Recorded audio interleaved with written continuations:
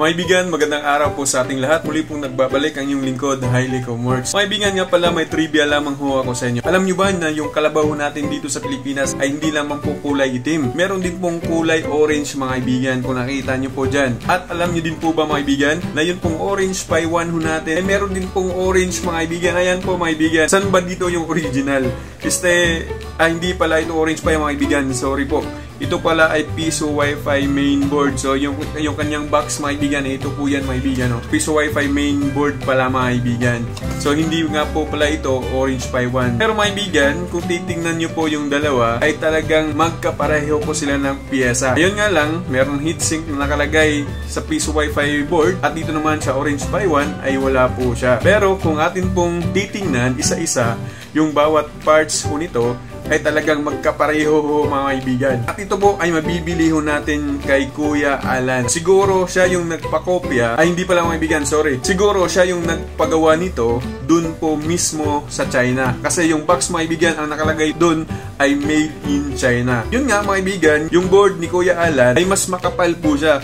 Pero dito po sa main board ng Orange Pi 1 ay medyo nipis po mga kaibigan. At ang maganda ho dito sa board na ito, na itong orange mga kaibigan, Piso Wi-Fi board, ay talagang mas mura ho siya. Siguro, pinagbigyan ho tayo para mas magaan sa bulsa. Yun na pong ating gagamiting mga parts para ho sa atin pong Piso Wi-Fi. Maraming salamat po kay Kuya Alan, no? At ginawan ho tayo na gaya ho nito. Ayaw nga pala mga kaibigan, hindi ko po kapatid si Kuya Alan, ano? Sorry nga pala. Kasi yung binabanggit kong Kuya Alan mga kaibigan ay yung kapitbahay ho namin. Yung pong nagbenta ho nito ay si Sir Alan po mga kaibigan. Iba po yung kuya ko, ano? Pero mga kaibigan ha, take note, hindi ho ito Orange Pi 1 ang nakalagay. Piso Wi-Fi board lamang po ang nakalagay ho dito. Pero yun nga, ay magkatulad ho talaga sila.